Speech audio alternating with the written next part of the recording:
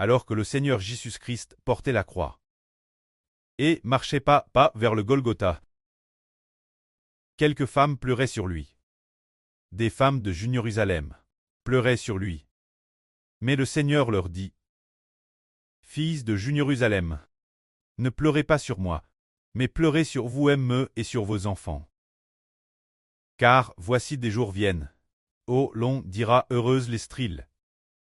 Les femmes qui n'ont pas enfant, réjouis-toi et pousse des cris de joie. Toi qui n'as pas prouve les douleurs de l'accouchement, pousse des cris d'allégresse. Car la femme de laisse aura plus d'enfants que celle qui a un mari. C'est bien la parole que Jéhovah a dite, personne ne sait ce que cela signifie. C'est le Seigneur Jésus qui a si le livre du prophète Saé. Les paroles prononcées par Dieu.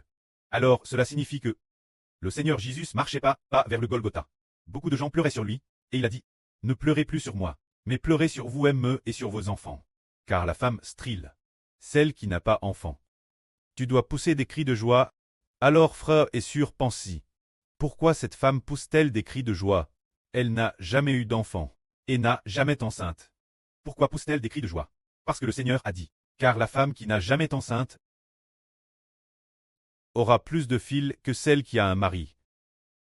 Cette femme dont parle Jéhovah, c'est le royaume des cieux. Il est dit que le royaume des cieux doit se réjouir, car le royaume des cieux n'avait jamais eu aucun enfant, sans fils ni fille. Était Madame abandonne de Dieu, devenant comme une femme sans mari. Mais pourquoi doit-elle pousser des cris de joie? Parce que Jéhovah a dit: Cette femme aura beaucoup d'enfants. Cela signifie que le royaume des cieux aura beaucoup d'enfants. Pourtant le royaume des cieux était autrefois comme une femme stérile et sans grossesse, qui n'avait jamais enfant. Sans aucun enfant, comme une vieille meurt sans descendance sur ses genoux. Mais maintenant il est dit de se réjouir et de pousser des cris d'allégresse, car la femme stérile, celle qui n'a jamais été enceinte, aura plus de fils que celle qui a un mari. Cela signifie que le royaume des cieux aura plus de fils. C'est pourquoi, comme l'a dit Jéhovah, le précleste a décerté que le royaume des cieux aurait plus d'enfants. Cela fait référence au fait que le Seigneur Jésus-Christ est venu dans le monde précisément pour donner des enfants au royaume des cieux. Le Seigneur Jésus est venu dans le monde pour racheter quel royaume? Pour racheter la Jérusalem cleste, car la Jérusalem cleste, on n'en avait jamais entendu parler depuis l'Antiquité. On n'avait jamais entendu dire qu'elle pouvait être offerte Dieu pour lui enfanter un fils ou une fille. Cela n'était jamais arrivé, mais la crucifixion du Seigneur Jésus-Christ était précisément pour donner des millions d'enfants au royaume des cieux. Concernant cette prophétie, dans le livre du prophète Saé, il en est beaucoup parle sur le fait que le royaume des cieux aurait beaucoup d'enfants, mais cela a toujours été caché.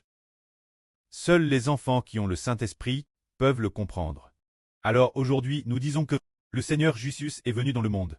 Le Seigneur a été crucifié, allant vers le Golgotha. Au moment de sa crucifixion, beaucoup de gens pleuraient sur lui. Il dit: Ne pleurez pas sur moi, mais pleurez sur vous-mêmes et sur vos enfants. Pourquoi pleurer sur Jérusalem et sur les enfants de Jérusalem? Parce que Dieu va rejeter l'ancienne alliance. Il a dit: J'ai compris que l'ancienne alliance ne peut absolument pas donner d'enfants. Les habitants de Jérusalem ne sont pas des enfants de Dieu. Ils sont tous NS de la prostitution. Qu'est-ce que cela signifie, NS de la prostitution? Cela signifie que ces gens, elles, sont tous issus de l'esprit l'intérieur, sont tous l'esprit de Satan. Appartiennent tous à, sont tous du pchash. Ils sont tous du pchash, ils ne sont plus des enfants de Dieu. Ils sont tous devenus des enfants d'autres dieux. Parce que Jérusalem, la Jérusalem du Moyen-Orient, est comme une prostituée débauche. Se dire adorant des idoles et servant d'autres dieux, c'est pourquoi tous les Israélites du Moyen-Orient sont ainsi. Mais les Israélites de la Nouvelle Alliance, parce que dans leur esprit il n'y a que Dieu et le Seigneur. Par conséquent, les Israélites de la Nouvelle Alliance vont avoir de TRS nombreux enfants. Quel point le prêt donne un tiers de l'humanité, l'Israël de la Nouvelle Alliance. Ainsi, les frères hébreux de l'Israël de la Nouvelle Alliance doivent offrir ce qui est cleste. Appelle les périmis Dieu. C'est la nation qui porte du fruit. Et aussi la nation qui rend les fruits en leur saison. Que la gloire soit auprès et au Seigneur. Amen.